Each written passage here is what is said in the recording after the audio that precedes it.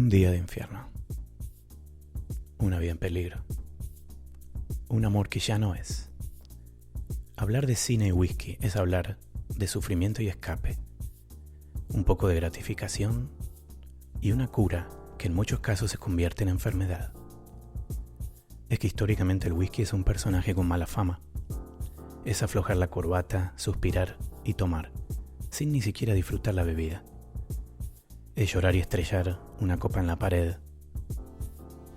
Muy pocas veces hemos visto una escena de largometraje de ficción en que los personajes se juntan a apreciar whisky.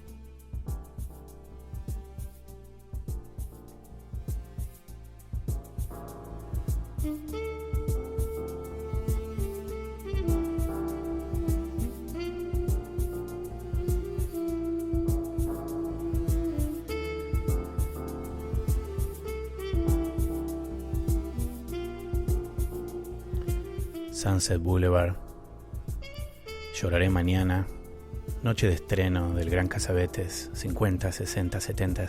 Son muchas las películas en las que el whisky es elemento de perdición, especialmente si lo toman las mujeres, que se convierten en alcohólicas. Sin embargo, cuando el whisky aparece para brillar, casi siempre es el turno de los hombres. James Bond, Mad Men, Kingsman, el whisky como símbolo de estatus. Un Macallan 50 años, un Dalmore de 62. Solo para magnates o agentes secretos con presupuestos ilimitados. Y ni siquiera ellos parecen disfrutar aquella copa con la que los mortales soñamos, porque están demasiado preocupados por morir, salvar o apoderarse del mundo.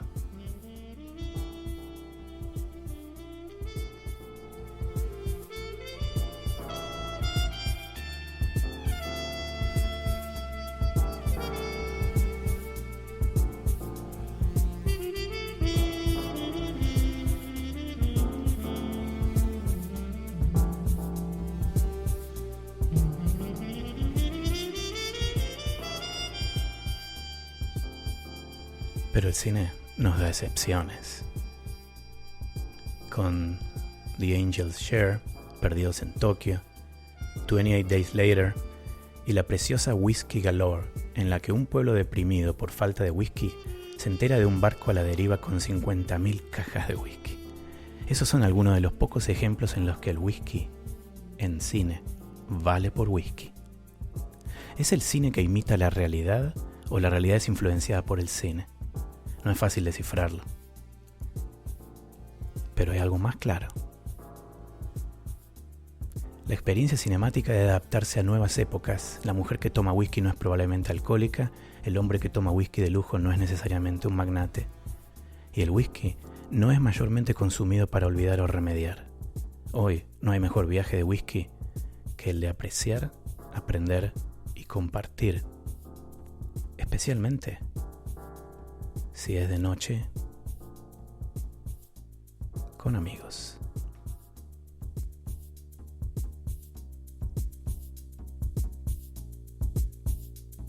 Nocturno en Whisky, episodio 4.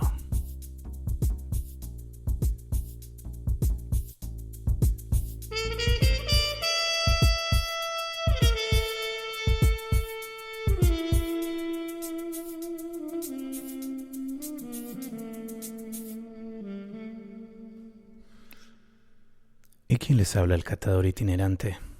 Escuchábamos Nocturno Groove de Joe Foley. Y hablando de amigos, tengo el enorme honor de contar esta noche con Carlos Gutiérrez. Carlos es cofundador de Cinema Tropical, director ejecutivo. Es una compañía en Nueva York dedicada a fomentar y distribuir el mejor cine latinoamericano en los Estados Unidos. Y cuando digo mejor, en primera persona lo viví, es el mejor en serio, el de los festivales, el que nos hace pensar, el que es sinónimo de sociedad, cultura, historias simples, independencia, identidad. Hola Carlos, buenas noches hermano. ¿Qué tal, Pablo? ¿Cómo estás? Gracias por la invitación. Un placer, hace mucho que no nos vemos. Sí, lo sé. Qué bueno que que la pandemia también acerca a personas, ¿no? Y es un muy buen pretexto para restablecer vínculos. Totalmente. Y pregunto cómo va eso en el epicentro mundial del COVID. Em, yo creo que como muchas cosas en la ciudad es como contradictorio. Por una parte, sí, obviamente los casos de contagio, las muertes están muy elevadas, particularmente en Queens y en Brooklyn. Yo que vivo en Manhattan, afortunadamente mi experiencia ha sido muy tranquila y muy relajada. De hecho, dentro de todo, incluso estoy disfrutando mucho Manhattan vacía. Yo llevo ya muchos años viviendo acá y estaba un poco cansado como del trajín y del ruido de la ciudad. Entonces, por una parte estoy disfrutando como de esta tranquilidad de la ciudad. Y afortunadamente, digo, estoy en el grupo de los afortunados, ¿no? Con salud, con trabajo Totalmente. y con... Em, ¿Hace cuánto que ustedes tienen el servicio de streaming? Y me pregunto si esto los ayudó, si están, cómo está viviendo tu organización la pandemia. Habíamos hecho el intento con streaming, de hecho nomás teníamos una sola película que la lanzamos hace como 3 o 4 años, La Neta, un documental guatemalteco de un director americano, de hecho, Mark Kendall, y lo habíamos sacado en nuestro canal de Vimeo, Vimeo On Demand, y tuvimos algunas rentas, ¿no? Le fue relativamente bien. Lo que sucedió, nosotros estábamos abocados, Cinema Tropical estaba abocado en los eventos públicos. El hecho de estar en Nueva York, podemos generarle mucha visibilidad a los eventos públicos. De hecho, así estábamos como abocados. Entonces ahora con la pandemia, obviamente que fue entre el 12 y el 13 de marzo, prácticamente todos nuestros eventos públicos se cancelaron. Entonces fue para mí como muy orgánico tomar la decisión. Uh-huh. Decir, bueno, tenemos grandes películas, tenemos muy buen contenido, tenemos un branding, tenemos una marca que mucha gente ya reconoce, Cinema Tropical, y ahora tenemos un público cautivo. Entonces fue como muy orgánica hacer la transición al online temporal, por lo menos temporal. Y si quieres, ahorita hablamos un poco de eso. Y ha sido muy benéfico en el sentido de que ahora le estamos llegando a gente que no le habíamos llegado y que también ya con la experiencia de casi 20 años, la visibilidad que te da el online es mucho más grande, ¿no? Y obviamente, sí, los números de visitas a nuestro sitio se quintuplicaron. Entonces, en ese sentido, nos ha ido bastante bien, afortunadamente, ¿no? Y creo que también mucho tuvo que ver que fuimos de los primeros en hacer la transición. Lo hicimos como muy rápido. A los primeros 10 días ya habíamos anunciado nuestras primeras 5 películas y como todavía había mucha incertidumbre, digo, todavía la hay, pero todavía pocas organizaciones de cine se estaban yendo por ahí. Eso también como que nos dio mucha visibilidad y conseguimos un artículo. El Guardian nos dio un artículo, el periódico británico nos dio un artículo completo sobre la serie, y menciones en Film Comment, en IndieWire, en Los Angeles Times. Entonces, afortunadamente, hemos tenido buena recepción. ¿Y cuál es el alcance a nivel derechos? ¿En qué es solo en Estados Unidos o hay otros países donde se puede usar streaming? No, de hecho, la primera parte, las primeras 5 películas, de hecho, se pueden ver en todas partes del mundo, porque eran películas que ya habían agotado su circuito de festivales y habían pasado largamente desapercibidas. Entonces, aprovechando precisamente que había el espacio, decidimos apoyar a las películas. Entonces, y fue curioso. Entonces, de repente ahora, al estar disponibles en el Reino Unido, podemos sacar un artículo completo, ¿no? Cosa que no habíamos hecho antes porque estábamos enfocados en Estados Unidos.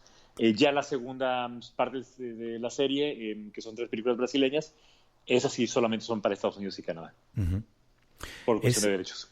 Es todo un tema la distribución de cine, especialmente para el cine latinoamericano. Yo recuerdo, le hice una entrevista al director colombiano Carlos Arbeláez por Los colores de la montaña, y él contaba que él iba un día manejando y frenó con su auto en un semáforo y vio a unos chicos en la esquina vendiendo su película ilegalmente.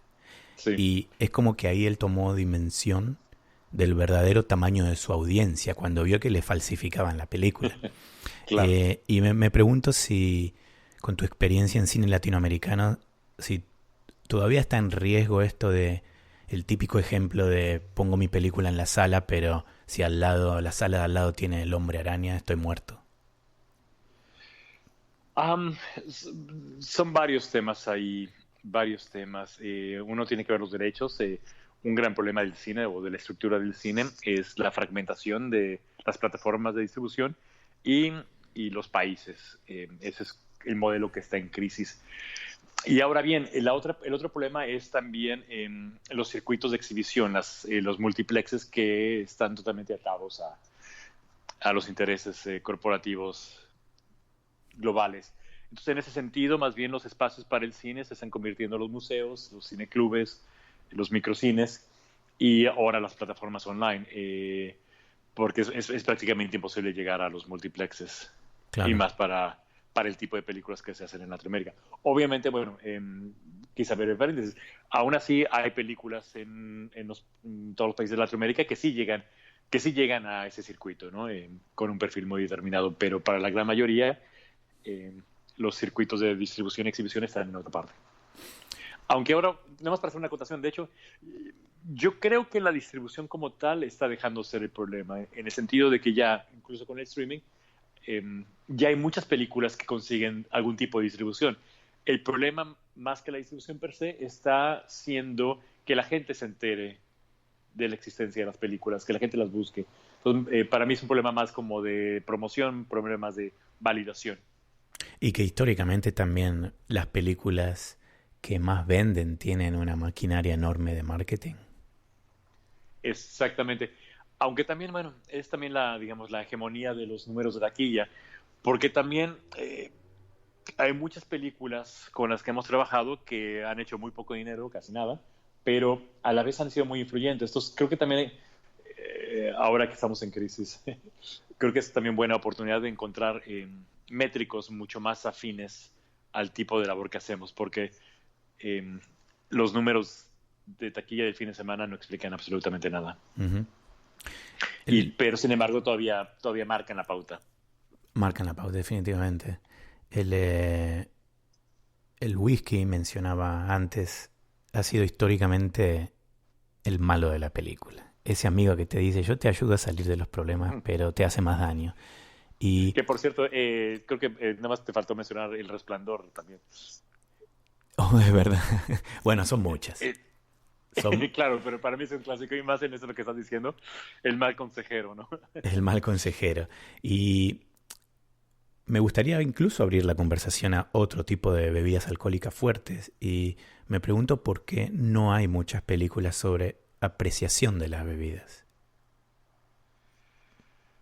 Es buena pregunta. Se vuelve más como símbolos, ¿no?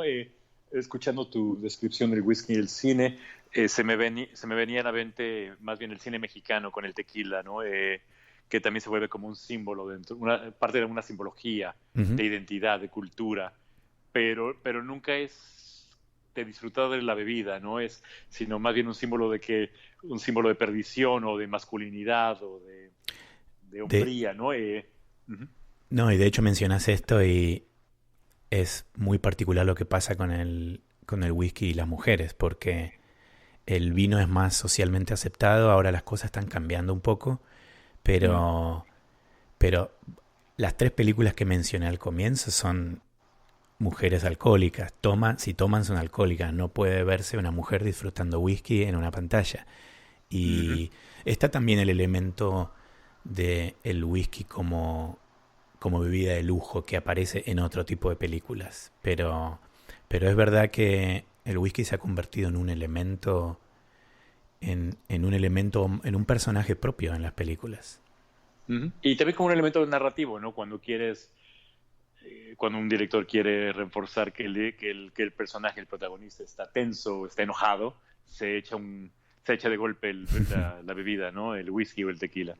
Claro, pero También se vuelve nunca herramientas narrativas. eso ayuda a avanzar la historia el nunca es 3 o 4 amigos probando 5 whiskies y hablando de las diferencias de los whiskies. Me pregunto si eso sería muy aburrido. No, digo, ya lo hicieron con el vino, ¿no? Sideways. Totalmente. Es quizá algo similar.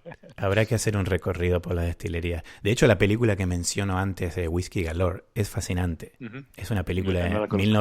1949 Ujú. donde una pequeñita isla vive del whisky y todos toman whisky. Cuando en época de guerra, cuando se acaba el whisky, están todos deprimidos hasta que aparece un barco a la deriva. Es muy, muy interesante. El...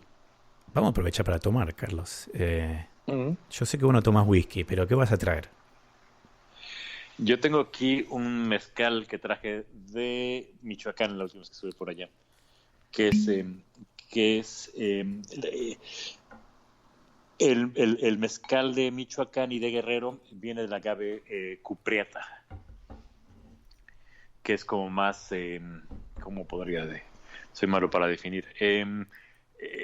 No es, no es tan ahumado, es Ujú. un poquitito más amargo, digamos. Pero de los mezcales me gusta mucho el cupriata. Vas a tener que mandarme una foto, mañana la pongo en las redes Claro, con para mucho saber gusto. de qué Este se hablamos. llama, esta marca se llama Flor, mezcal de Michoacán. Interesante es el cuando yo hablo con otras personas que le gusta el whisky, cada tanto sale esta conversación de qué bebida tomaría si no fuese whisky. Y casi siempre sale el tema del ron o el mezcal. Ujú, Y, y bueno, también hace poco hay una empresa que yo admiro mucho de un embotellador independiente, Single Cask Nation, que hacen ujú, prácticamente casi siempre whisky. Y creo que fue hace un año y medio, que lanzaron un single cask especial que consiguieron de Fidencio y que yo no llegué a probar, pero que los que tomaban whisky y conocen a la embotelladora decían que había sido genial. Y de hecho hace ujú, poco creo que Pernod Ricard, que es dueño de Chivas, Glenlivet, ujú, Aberlour, tienen un porcentaje del Magüey, que es un poquito más comercial, pero se están ujú. metiendo. Sí, sí, de hecho ellos fueron, esa marca fue la primera que empezó a exportar mezcal, fue la tradicional. Era por muchos años la única marca que encontrabas en Estados Unidos, en tres versiones.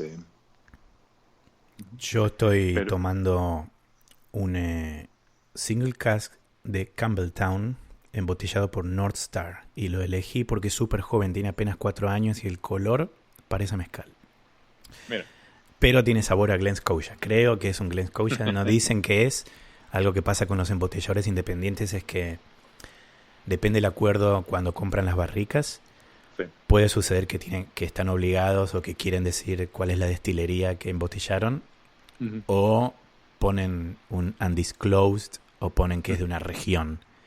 Y en este caso no dicen qué es lo que hay adentro de la botella, solo dicen que es de Campbelltown, que es una zona histórica, una región histórica de Escocia. ujú, Y las malas lenguas dicen que es Glen Scotia.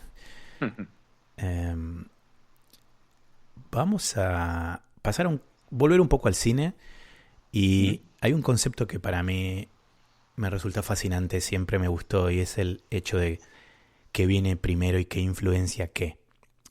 Que creo que aplica tanto al whisky como a la manera en la que puede fumar alguien, ciertos modismos, actitudes de los personajes. ujú. Y me gustaría jugar un poco y dialogar con vos sobre qué viene primero. ¿Es el cine que influencia a la gente en el día a día para comportarse de cierta forma, que imitan lo que ven en la película? ¿O es que el director o el escritor o el propio actor deciden reinterpretar lo que ven en el día a día, lo que observan, y eso lo usan en la película?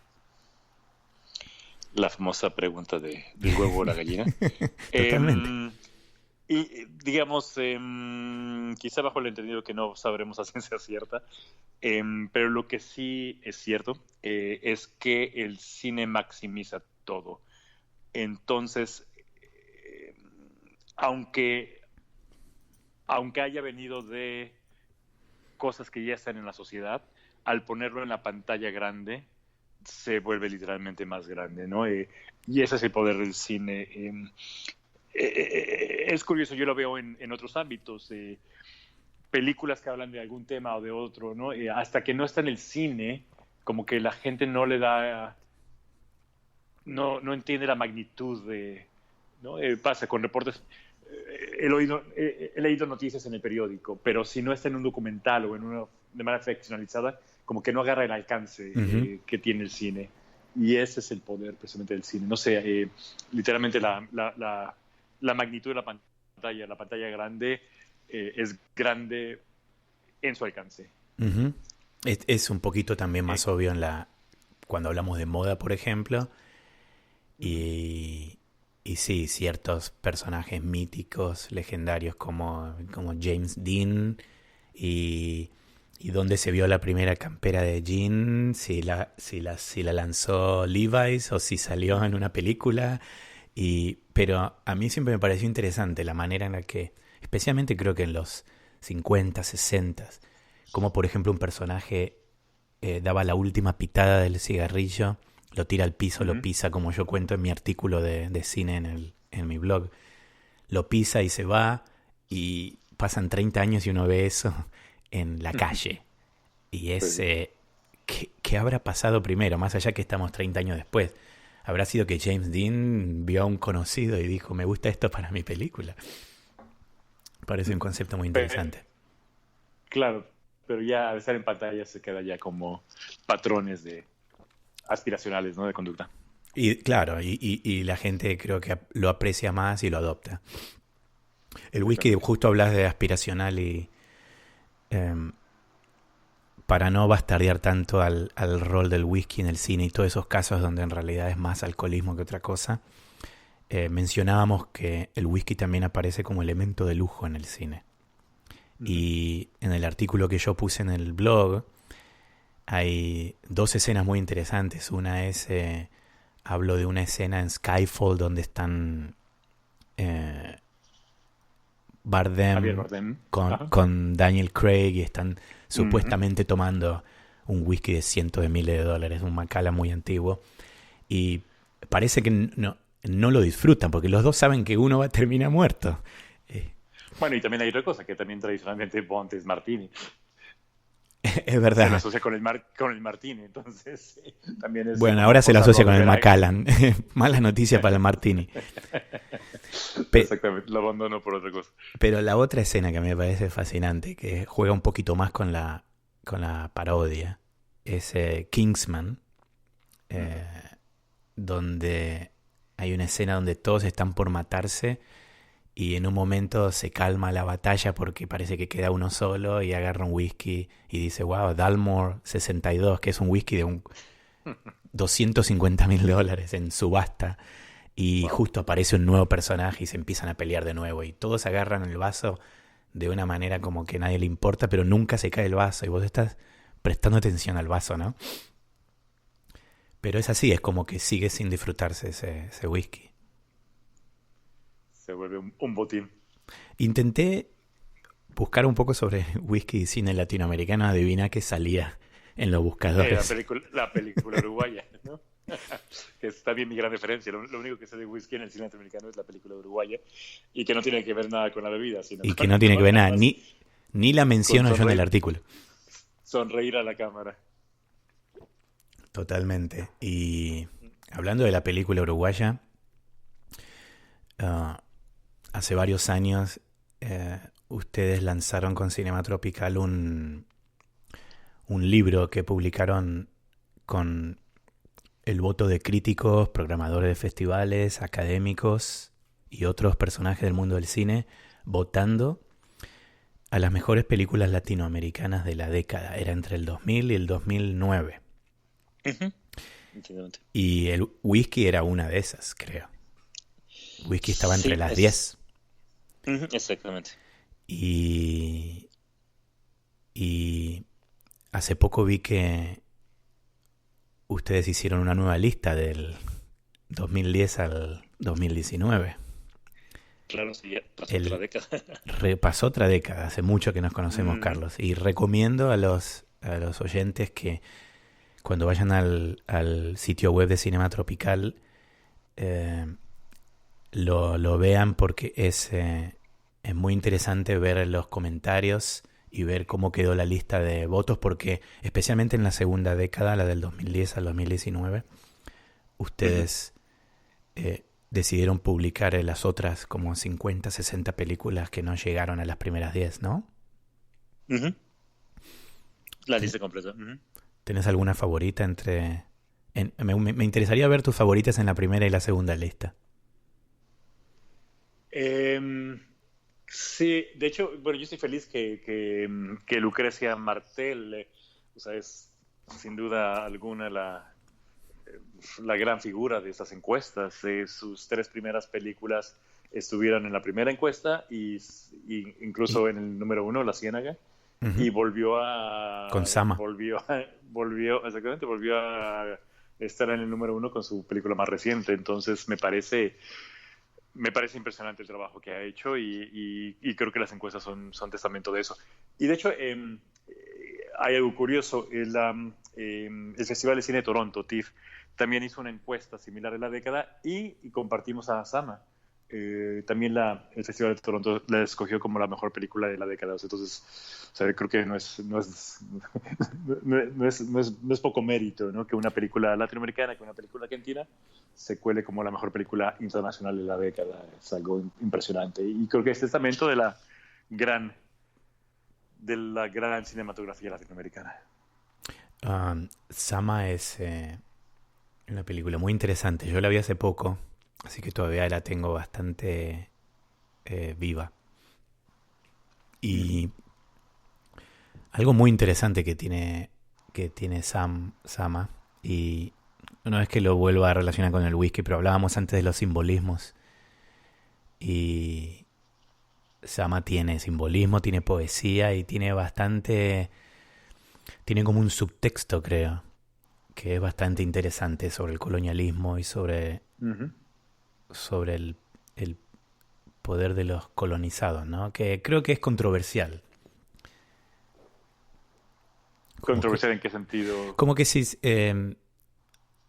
el tema de cómo se puede identificar a los a si los colonizados tienen fuerza o no tienen fuerza, ¿no?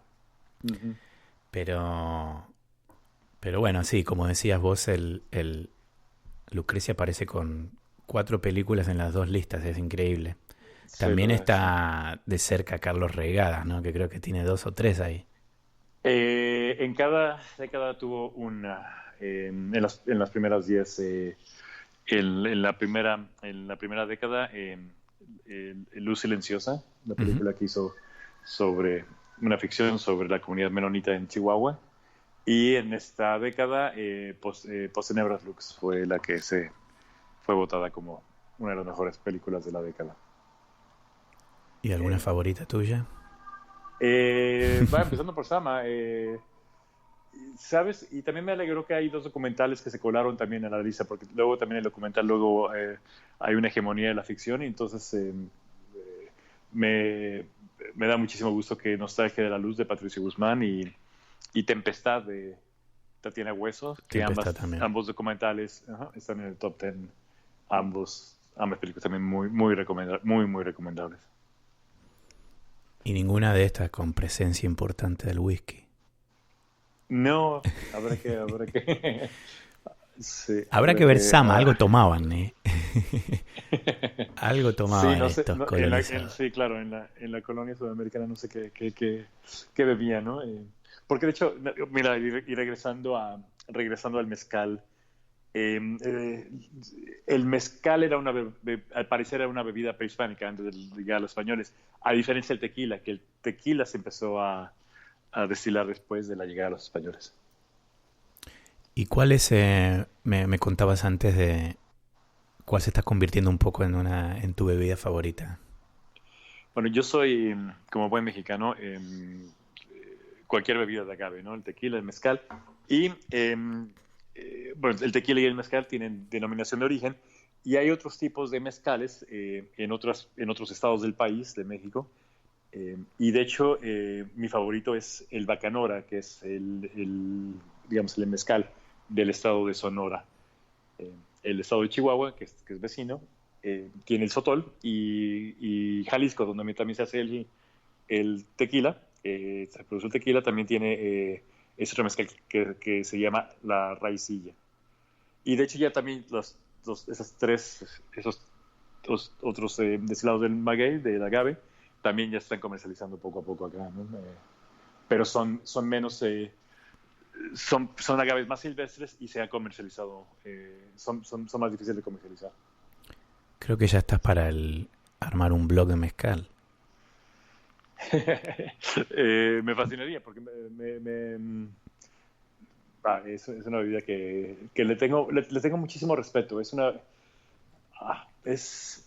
Realmente creo que es una bebida muy especial. No causa, sabiéndole, ¿cómo podría decir? Hay que tenerle mucho respeto y si se le tiene el respeto suficiente, creo que es una bebida fabulosa, que no da resaca, que te pone en otro estado, te relaja de otra manera que cualquier otro tipo de alcohol. De hecho, yo no sé mucho de mezcal, pero una cosa que me pareció muy interesante investigando un poquito es el hecho de que al tener un poco menos de regulaciones que una industria como la del whisky, pueden aparecer productores muy pequeños, mezcaleros muy pequeños, a hacer botellas fascinantes porque juegan con ciertos elementos locales que, que hacen a la bebida muy diferente. Es algo parecido también a lo que le decimos en whisky los single cask, Uh-huh. estas parcelas particulares que salen de una sola barrica. En el caso de mezcal son producciones más pequeñas y creo que juegan ciertos elementos y la manera, como mencionabas vos antes, que el mezcal que estabas tomando te parecía un poquito menos ahumado y un poquito más amargo. Y creo que con ese aspecto, por eso el mezcal está creciendo tanto y se está haciendo popular incluso entre los fanáticos de whisky. Uh-huh. Que por cierto, Mad Men beben mucho whisky, ¿no? Sí. ¿No? Eso es popular. Y de hecho, no fue que los actores de Mad Men abrieron su propia mezcal, están exportando mezcal a Estados Unidos. Pensé que ibas a Abrieron decir su que propia. lanzaron la serie Hombres Locos. No, se metieron al mercado del mezcal. Sí, es algo muy interesante. Uh-huh. Contame un poquito, hablábamos al comienzo de la situación con la pandemia actual y imagino que por un tiempo largo no vamos a ver salas de cine llenas de gente. ¿Cómo ves vos? Contame la experiencia que habías comentado que hizo Kino Lorber y cómo ves vos el futuro cercano en cine. Y de hecho, bueno, y no cabe la idea, nada más para redondear, no cabe la idea en cuanto al streaming y demás. Obviamente, durante la pandemia, el streaming se vuelve, digamos, la única herramienta, ¿no? Los cines están cerrados. Pero a mí lo que me sorprende es que hay poco debate entre mis colegas, en general, en el mundo del cine, que no entendemos que el cine también es un arte escénico, que depende de la experiencia teatral y grupal para existir. En ese sentido, el cine está totalmente emparentado con la música. En el meollo del arte, de la música, está la música en vivo. Obviamente se reproduce con las grabaciones, los MP4s y demás, pero el corazón de la expresión artística es la música en vivo. Sucede lo mismo con el cine. O sea, el cine para existir tiene que existir en una sala pública. Si no estamos hablando de televisión, estamos hablando de video, estamos hablando de series, no estamos hablando de cine. Entonces, en ese sentido, y uno a la idea, a tu pregunta, yo creo que eventualmente van a coexistir. Va a coexistir el evento público, la experiencia teatral, con, eh, con la parte online, pero ya más integrada, sobre todo por cuestión de acceso, porque tristemente en los últimos años se perdieron muchas salas de cine, mucha gente no tiene acceso a mucha programación. Entonces, en el sentido, solo tiene acceso a nivel de online. Lo mismo que la música, ¿no? Si no vives en Nueva York, si no vives en los grandes centros culturales, las grandes ciudades, tienes un acceso muy limitado, entonces tu consumo de música va a ser totalmente en línea. ¿Y cómo es lo que estuvo tratando de instalar Ah, el... claro. Fue Kino Lorber, que es una de las principales compañías de distribución de cine extranjero e independiente en este país, en Estados Unidos. Entendieron muy rápido cómo venía la movida después de la crisis y no sé, creo que a la semana fue muy rápido. Tenían creo que 2 o 3 películas que estaban en cartelera y justo se quedaron a la mitad por la, por la cancelación, por el cierre de los cines. Y entonces decidieron lanzar lo que llamaron el estreno en cartelera, el estreno comercial virtual. Entonces, lo que hicieron es, a través de plataformas digitales, crearon, digamos, marquesinas o crearon salas virtuales por cada sala. Entonces, si yo quería ver una película que se quedó entrancada y que fue de las pioneras, fue Bacurau, del realizador brasileño Cleber Mendoza Filho, una película maravillosa y muy recomendable, por cierto. Ujú. Eh, entonces, ¿Es el mismo que hizo en Neighboring Sounds? ajá, Neighboring Yes. Sounds y Aquarius. Ujú. Eh, y, y también sale Sonia Braga, protagonizada por Sonia Braga. Es una muy buena película que habla sobre, creo que es una película perfecta, también parece, habla de comunidad, habla de resiliencia, habla de muchos temas muy actuales. Y entonces lo que hizo Kino Lorber es esta plataforma, entonces uno podía ver la película, compraba el boleto a través de los cines para verla online. Entonces era el costo del boleto normal, 10, $15. Eh, pero así le llegaron a mucha gente. Y IndieWire, esa publicación que es bastante reconocida en el medio, Ujú. publicaron los números y al parecer hicieron más de $100,000 digamos, en taquilla virtual, Increíble. lo cual no es nada despreciable. Y a la vez también consiguieron una prensa maravillosa al lanzar esta iniciativa. Salió publicado en todas partes. La película Bacurau consiguió una cantidad de reseñas impresionante. ¿Y la gente pagó menos por las palomitas? Espero que sí. y aparte, digo, si la veías en tu pantalla grande, podía verla toda la familia, ¿no? En lugar de, si vas con 5 gentes al cine, 5 por 15, mira, eso va aumentando los costos. Aquí Totalmente. por $15 la podía ver toda la familia, ¿no? El, ¿Qué planes tienen ustedes? Primero que me enteré que se ganaron algo de la academia. No un Oscar, pero contame un eh, poquito. sí, la academia, los que presentan los Oscars, tienen un programa de becas para organizaciones que se dedican a la educación, digamos, a la capacitación, educación cinematográfica y para organizaciones que exhiben películas. Y en esta segunda categoría nos dieron una beca de apoyo para, para nuestros programas de exhibición. Que bueno, obviamente teníamos planeado hacerlos públicos, pero bueno, mientras tanto nos va a ayudar a usaremos los recursos para hacer los programas virtuales por lo pronto. Totalmente. Creo que es una muy buena oportunidad y es como venimos hablando en otros episodios y yo hablaba en otro momento contigo sobre este momento donde hay que tratar de ser creativo y de buscarle la vuelta a esta pandemia que es tan difícil. Hay muchas industrias bastante afectadas y bueno, los que tienen la suerte de poder trabajar un poco más online van a poder adaptarse más rápido. Obviamente hay otros que no pueden y están sufriéndolo. Sí, como te decía, mi lema es hay que ser proactivos y creativos. Digo, es curioso. Lo que vino a hacer esta crisis más bien fue apurar los procesos, ¿no? En sentido, creo que nada más vino a desenmascarar un sistema que ya estaba arcaico, ¿no? Entonces, en ese sentido, creo que es una muy buena oportunidad para repensar las cosas. De hecho, un breve paréntesis, tuve la oportunidad de estar en Chile de trabajo en diciembre y ellos adelantaron en cierto sentido. Hubo cantidad de protestas desde octubre a nivel nacional y unas pintas, una lema política un lema político era no podemos volver a la normalidad porque la normalidad era el problema. Entonces, yo lo veo algo similar. Entonces, hay que aprovechar este momento de crisis para replantear muchas cosas que no estaban funcionando y para poner nuestras agendas, tanto personales, comunitarias, las diferentes agendas en la mesa para poderlas empujar. Es un momento importante para hacerlo.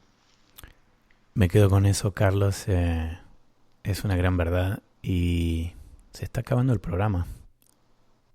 Ha sido un gran placer tenerte. El tiempo pasa como agua, ¿no? Igualmente, gracias por la invitación. Y la próxima, ojalá que sea personalmente. Sí, esperemos que nos permita que ya la crisis pase pronto y que ya nos permita el convivio. Y me voy a tener que meter un poquito más con mezcal, que ahora me interesa mucho más que antes. Te mando con gusto te recomiendo algunas. Un gran abrazo, Carlos, y nos vemos pronto. Gracias, Pablo. Abrazos. Y así es. Nocturno Whisky se está yendo. Y en una noche como hoy, en la que hablamos de cine, hay una sola forma para terminar el programa. Y es, para los que ya escucharon el episodio anterior, es con este tema.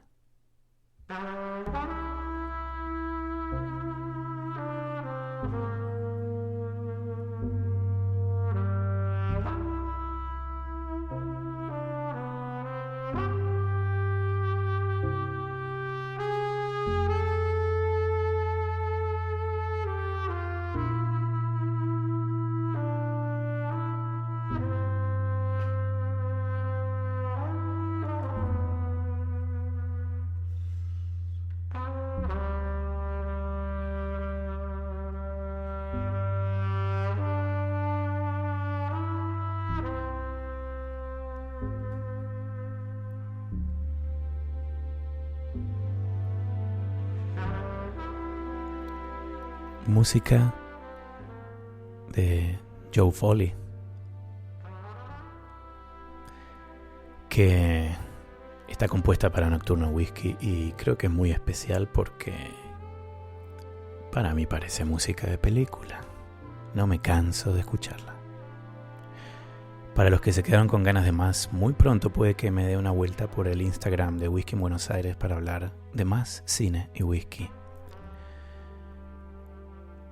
Los espero el jueves próximo, 22 horas de México, 23 de Boston, medianoche en Argentina, y para los búhos de España, apenas las 4 de la mañana.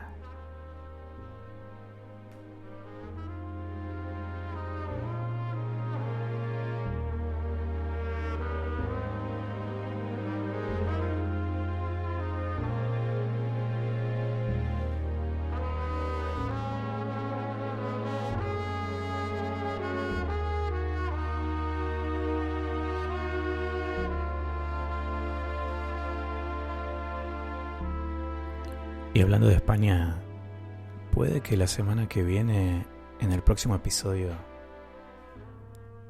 tenga un invitado europeo. Nocturno Whisky. Gracias por escuchar.